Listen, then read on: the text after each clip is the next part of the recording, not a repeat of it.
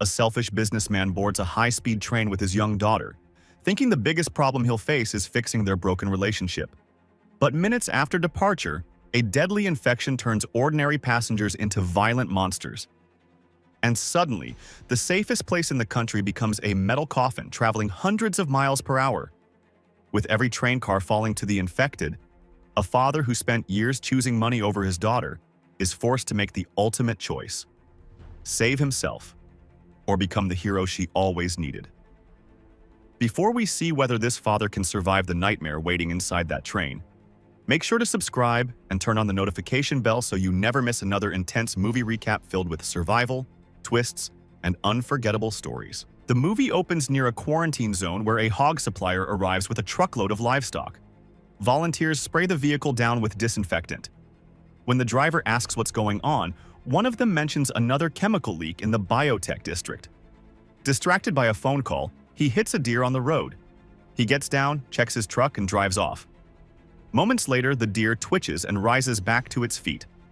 The scene cuts to Seok-woo, a cynical fund manager discussing investments with a client, when comes across reports of mass fish deaths linked to contaminated water.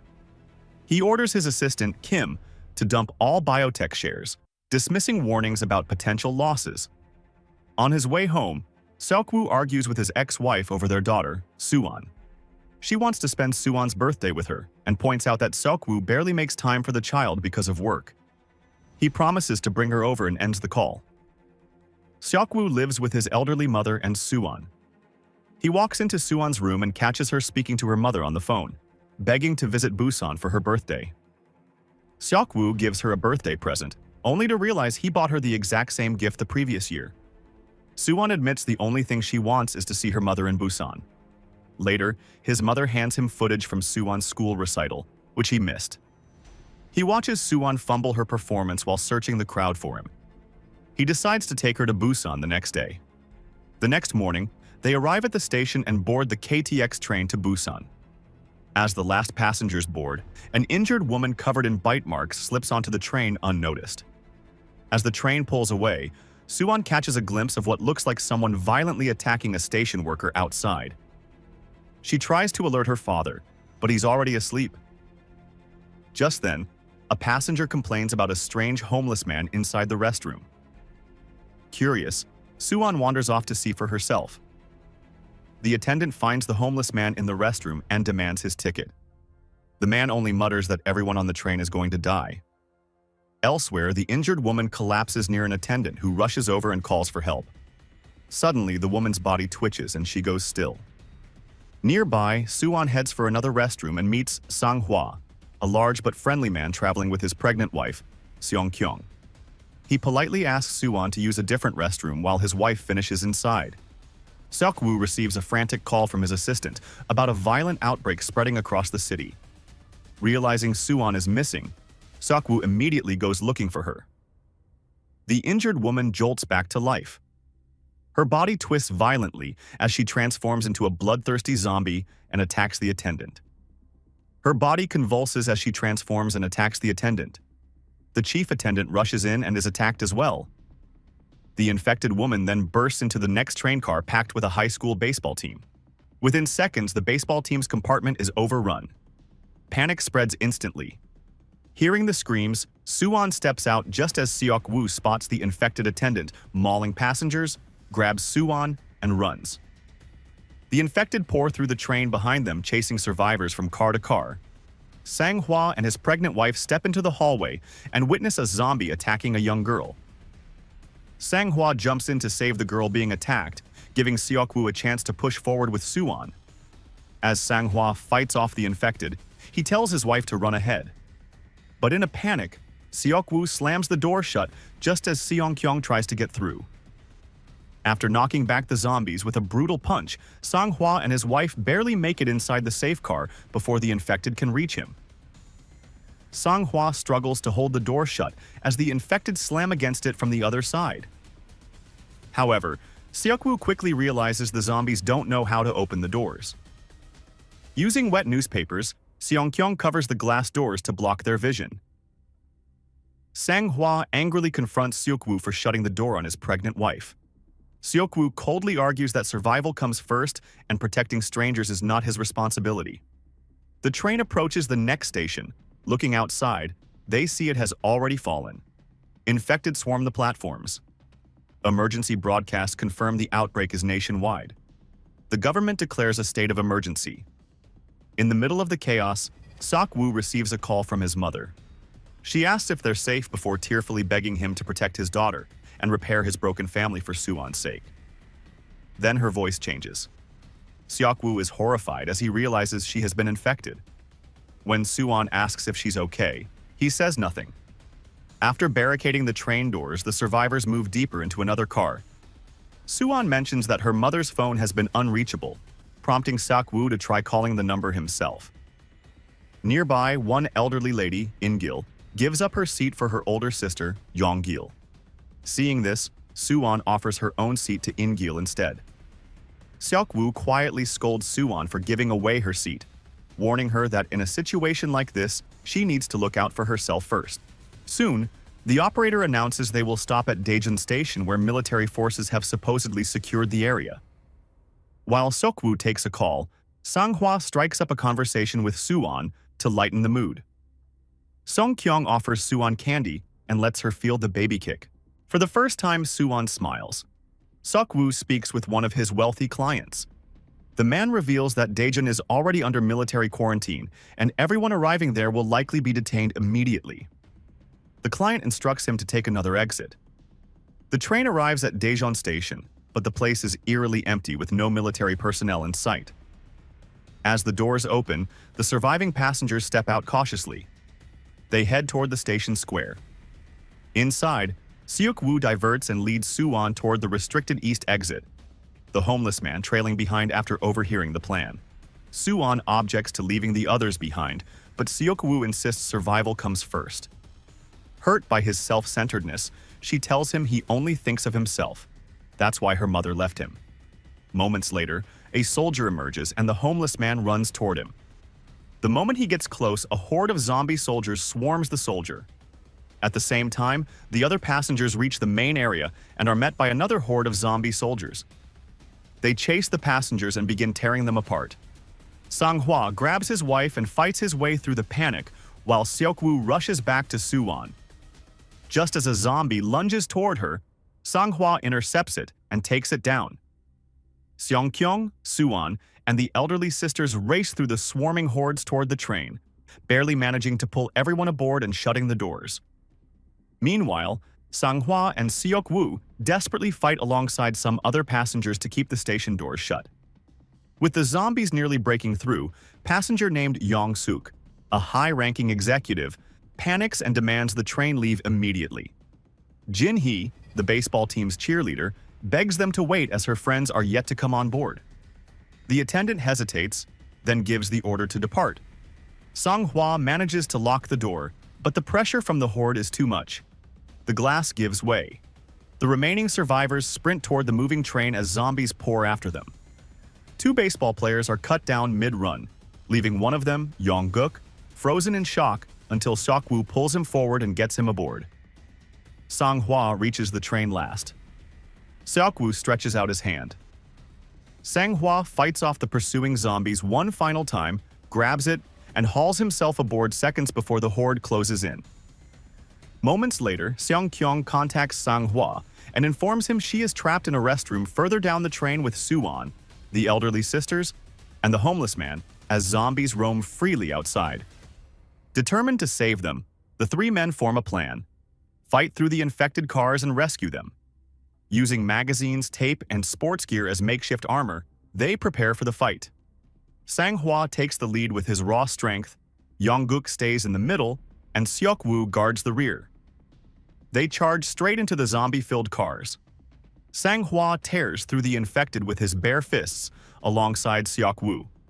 Yong-guk struggles with fear but continues pushing forward beside them. They slowly advance through the train until they reach the baseball team's compartment. Yong-guk stops cold and breaks down at the sight of his infected teammates. Sang-hwa shoves him aside and throws himself back into the horde. Seok-woo rushes in to help, but the swarm quickly overwhelms them. Grabbing a baseball bat, He fights his way through while Yongguk remains frozen, unable to strike his infected friends despite knowing they are no longer human. Just then, the train enters a tunnel. The zombies instantly lose direction and begin reacting only to nearby sounds. Seok-woo quickly notices this and throws the bat toward the far end of the car. The loud crash draws the infected away, giving them opportunity to escape to the next car. As the train exits the tunnel, the zombies regain focus and attack again, but Sang-hwa holds them back long enough for everyone to slip through safely. At the next tunnel, they slip into a packed compartment and drop low. Seok-woo slides Sang-hwa's phone to the far end and calls it. Every zombie turns toward the ringing. They move unnoticed and finally reach the restroom where Song-kyung and the others are hiding. Yongguk reunites with Jin-hee and quickly hides with her inside a nearby restroom before the train exits the tunnel. Yongguk messages Jin-hee that they're headed to car 15. She announces it excitedly. Yong-suk argues anyone from the infected cars could be bitten. Despite Jin-hee's protests, the terrified passengers side with him and decide not to let them in, quickly barricading the door. As the train enters a tunnel, Seok-woo leads the group out of the restroom. Ahead, another car is packed with zombies. He instructs everyone to climb the overhead luggage racks and crawl across in silence. Midway, he tosses a bag toward the back, drawing the zombies long enough for the group to climb down safely. But the homeless man slips on the descent and crashes onto the floor. The group freezes. The train exits the tunnel. Light floods the car. Seok-woo signals the homeless man to move, but as he scrambles up, he steps on a soda can on the floor. Every zombie turns at once and charges. Seok-woo and the homeless man barely make it through the doors before Sang-hwa forces them shut. Zombies slam against the other side, their hands jamming through the gap and preventing the doors from closing fully.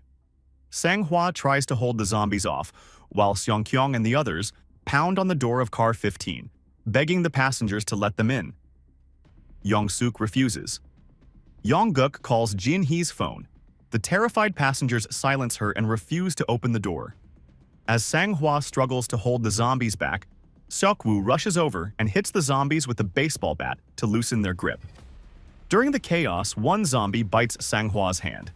After a brutal struggle, Yongguk finally forces the door open, but Yong-suk slams it shut again, trapping Yongguk's arm between them. Passengers on both sides begin fighting over the doors while the zombies close in. Nearby, Jonggil spots her sister In-gil still alive outside.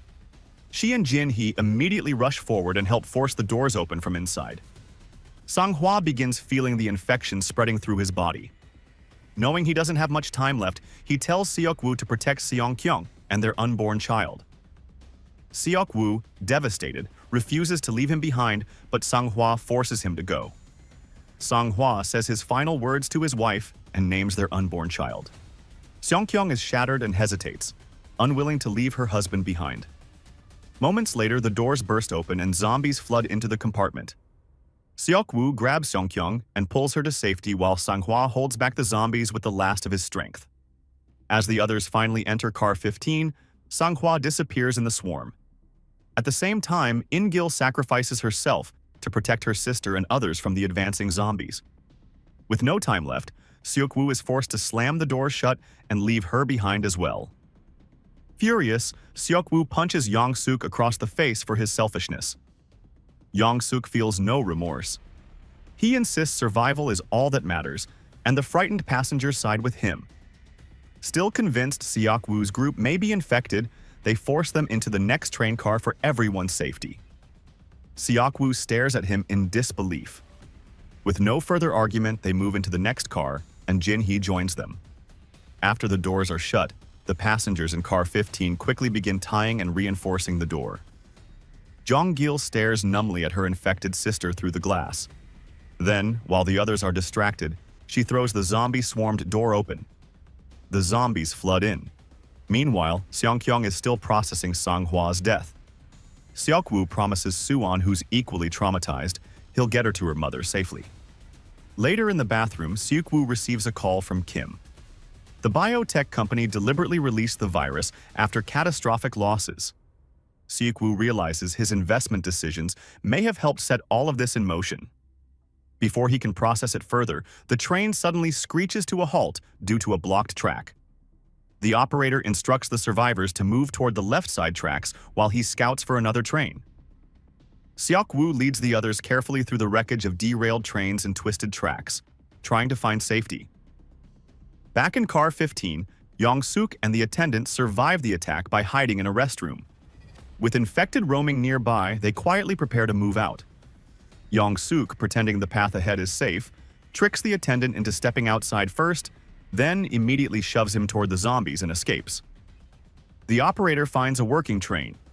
Before anyone boards, a burning locomotive barrels into the yard and explodes, trapping Seok-woo, Soo-an, Seong-kyung, and the homeless man beneath an overturned carriage. During the chaos, Yong-guk and Jin-hee become separated from the others. They return to the train and struggle to force open a locked door. Then, Yong-suk appears behind them. Without hesitation, he shoves Jin-hee toward an approaching zombie to buy himself time. Yong-guk manages to fight off the infected, but when he turns back, he realizes Jin-hee has already been bitten. Heartbroken, he holds her as the infection spreads through her body. Moments later, she turns completely and bites him as well. Outside, Yong-suk sprints toward the operational train with zombies chasing him. The operator climbs out to help him, only for Yong-suk to betray him too by throwing him toward the zombies. Yong-suk manages to escape, but takes a bite in the struggle. Seok-woo finds a narrow opening in the wreckage. Heavy debris collapses as he tries to help the others through. The homeless man sacrifices himself, holding back the zombies while Seok-woo clears the gap and pulls Soo-an and Seong-kyung out. They run towards the operational train while a massive horde chases them across the tracks. They board the train barely in time. A horde cling to the train until Seok-woo kicks them loose. Seok-woo heads to the train cabin and finds Yong-suk there, already turning. He tries to lock him in. Yong-suk forces through, begs for help, then fully transforms. A brutal fight erupts. Seok-woo is bitten before throwing him out. Realizing he has been infected, Soo-an breaks down, calling out to him. Seok-woo brings Soo-an and Seong-kyung into the operator's compartment and teaches Seong-kyung how to stop the train once they reach Busan. Fighting back tears, he tells Soo-an she will finally see her mother again, and that Seong-kyung will take care of her. Devastated, Soo-an desperately begs him not to leave. Barely holding back his own tears, Seok-woo gently pulls away from her and rushes out of the cabin. As the infection takes hold, memories of her daughter's birth flood his mind. He realizes how much time he wasted chasing the wrong things. Before he fully turns, he throws himself from the train. Moments later, Seong-kyung and Soo-an reach Busan under full military lockdown. As they walk through a dark tunnel, soldiers spot them and prepare to fire. But before they can shoot, Soo-an begins to sing the recital song her father once missed. Hearing the child's voice, the soldiers lower their weapons and rush forward to rescue them. Seok-woo lost everything, but in the end, he finally became the father his daughter always needed. His final sacrifice proved that even the coldest hearts can change when there is something worth protecting. If this story kept you hooked until the very end, make sure to subscribe and turn on the notification bell for more emotional, intense, and unforgettable movie recaps. Thanks for watching, and I'll see you in the next story.